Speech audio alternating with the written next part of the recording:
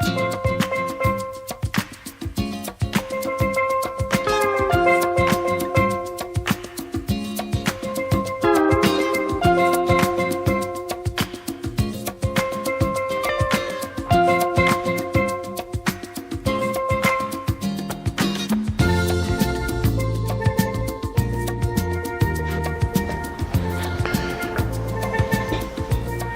there, Dan West again.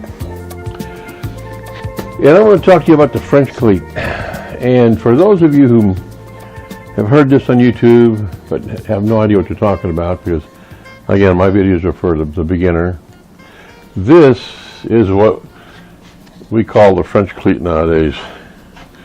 Two pieces of wood like this. Now this piece would screw on the wall. All right, let's say this is the wall, and it would look like this on the wall, and you'd have your cabinet or your device, your arranging things. It could be for your drill motors. Would go on the wall and would come in like this.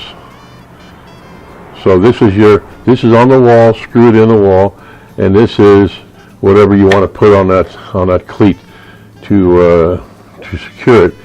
Now, if this was a cabinet, and you would have like a panel, then through here is where you would screw through the panel onto the cleat that's on the wall.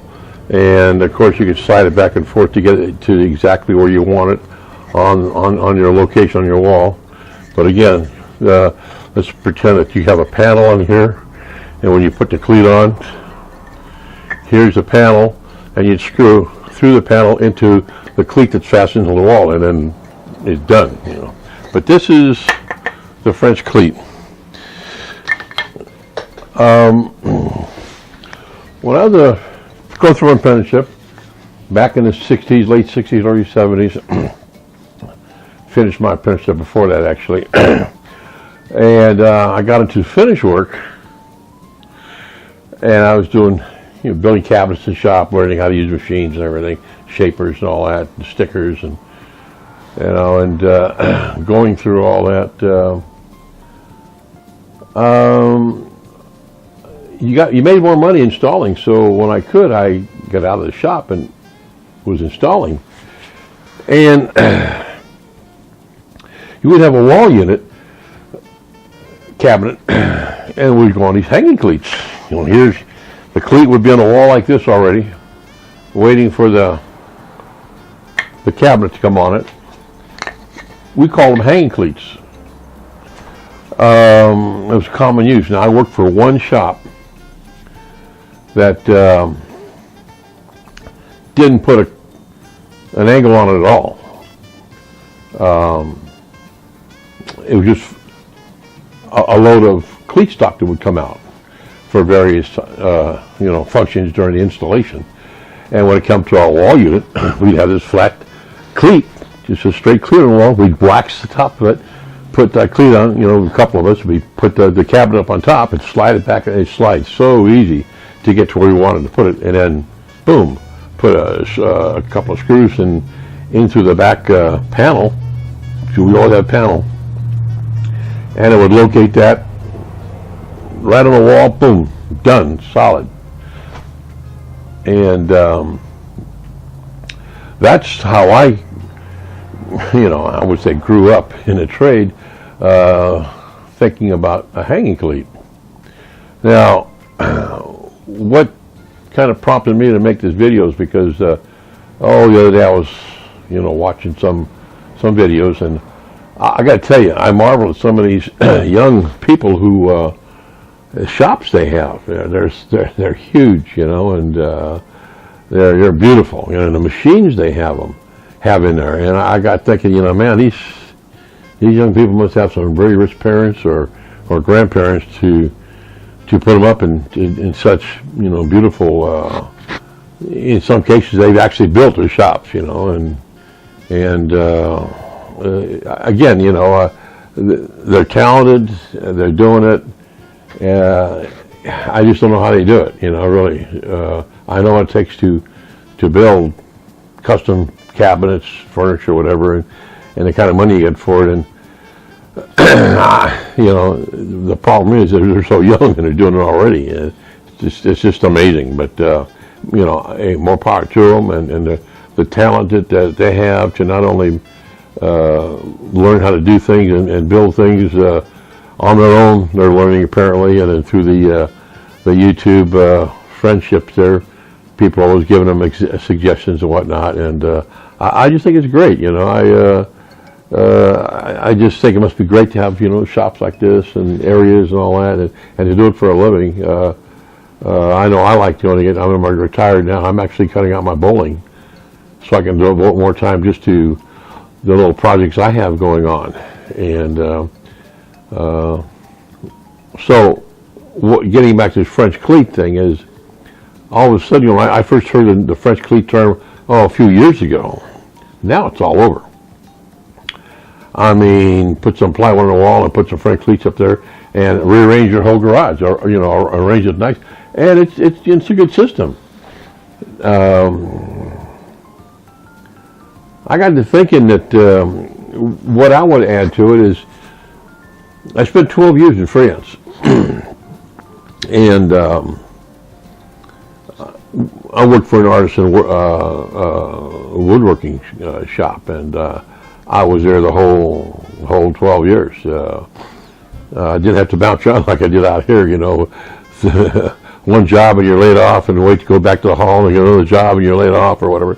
No, I was there the one shop for 12 years, and we always had things to do. One thing we did is we refurbished chateaus and government-owned buildings, and we also had some high-end clients that, you know, they're wealthy and they own some, you know, beautiful places, and they wanted things done in a very summer fashion, very traditional type of woodworking. There were 5 of us, like I mentioned before. That's where I had a Aruba bench. I had no idea it was a Aruba bench. It was 1 meter wide, 4 meters long, one thick piece of you know, slab of wood that was on that thing. It was old. The thing's probably older than I was. And a wood screw, leg vise. I hated it, but actually it was a good vise, just so long to screw it out and everything.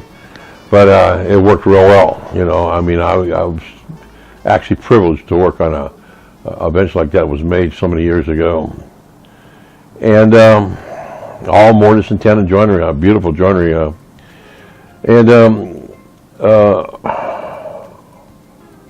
On 3 different, or maybe 4 separate occasions, I went out to help install what we were redoing, and each time was wainscoting, raised panel wainscoting, and this is my specialty. With it then was raised panel work, custom doors, custom windows.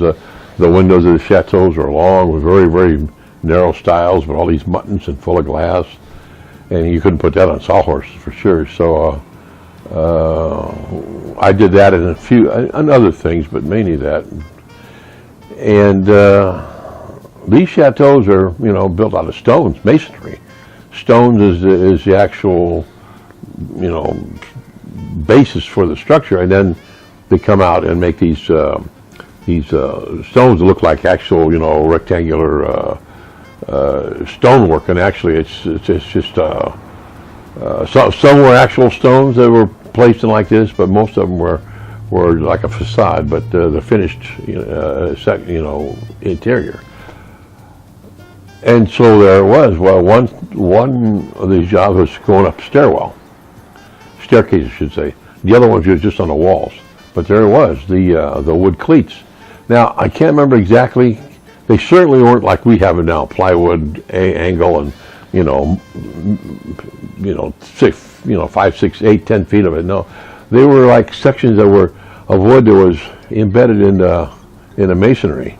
It was all oak, and there were sections of it very precisely placed for these module sections of wainscoting to go on the wall.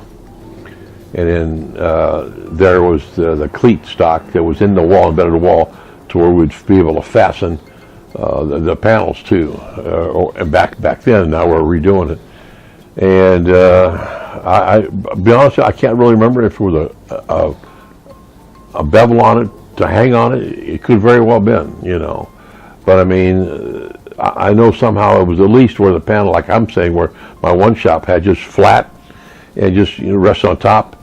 And I'm thinking that's pretty much what I ran into. It was on at least one, if not two occasions, where I was just flat stock and just rested on it, and then we moved it in place, and then we put screws. Then it was just nails. But that one could very well have been an angle, but again, you're talking about just boards that were just not just so long. It could have been actual stock, like I said. It goes back in, wasn't just flat 3/4 piece, probably was buried into it, but at the end, the surface exposing could have had this angle on it. Best I can remember, because at the time I really wasn't that impressed. It was just the way the job was, the condition, and what we worked with, and obviously for us it made sense there was some kind of a wood structure to tie in our panels, our modules of raised paneling. What I can tell you is you would never, and I've been through a lot of chateaux just as I was in France and visiting, a lot of chateaus, and I can't tell you how many. Never once did I see a wall-hung cabinet of any sort. You had your armoires, and of course you had your buffets in the kitchens, storing all the dishes and everything, and pots, pans, whatever, and for the chambres, the bedrooms, the chambre, you'd have the armoire. And even today, or what I should say, when I was there, in some of the traditional homes that had been passed down through generations, same thing. People have armoires, and they don't have a whole lot of change of clothing either. It's only until you get to the newer, generation where they build homes more kind of like we have, and even the California style, what they call it, is open, less walls. You see the kitchen and the living room together. The traditional homes are not like it at all. The kitchen's separate and small rooms, and you have your freestanding cabinetry for whatever. So the use of the cleat, and then called the French cleat with this angle for holding cabinets, I don't know where that comes from. I'm curious about that. I really am kind of curious to find out where that actually came from, because I didn't see it in any chateaus at all, none. Just mainly for securing paneling. Now I'm sure even the paneling, the raised paneling that goes up above the doors, the walls, that had to have, again, some kind of embedded wood stock to apply the raised panel modules to the walls. That I've never seen. I've worked on them, but I've never installed them, but I'm sure it's probably the same system that I saw on the wainscoting.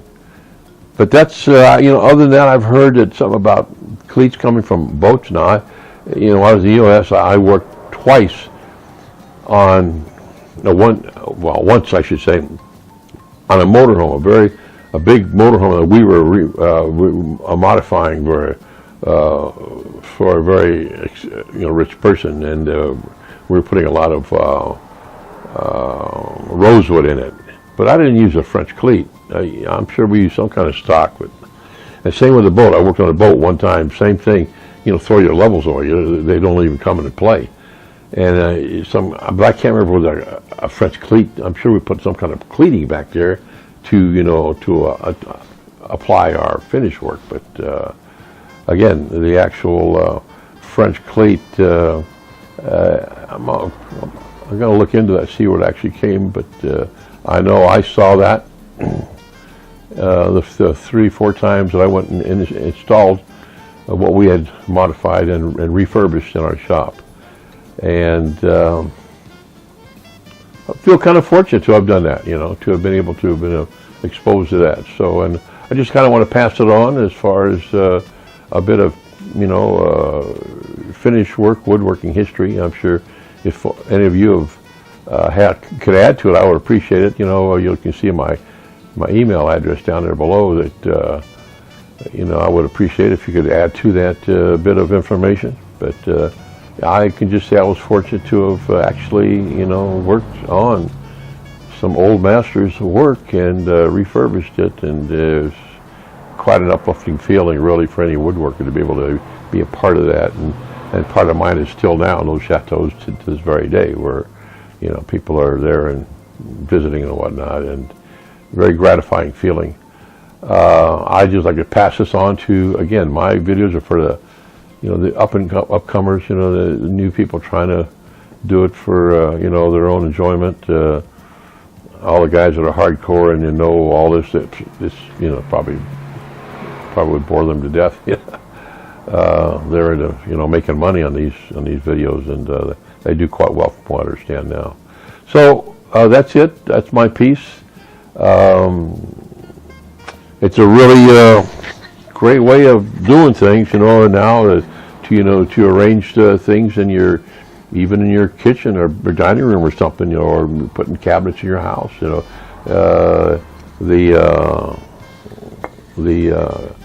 The idea of what we call a French cleat now is, I call it a hanging cleat, but it's quite universal, very practical. This goes on again. This piece goes on the wall, whatever height you want, and this adjoining piece is figured out on your cabinetry or whatever device you're going to put on the wall for screwdrivers or arrange your screw boxes or whatever, and it would just hang right on here, just like that. You can take it off, put it back on. As far as the cabinet goes, you'd probably have a back panel you'd screw through it to attach it to the cleat that's on the wall, and it's there. It's fixed, So, okay, that's it. I hope that's kind of interesting to some people, and with that, I hope you have a chance to go in your shop and do some work. And if you do, work safe. And as always, don't use any putty. All right? Okay, talk to you next time.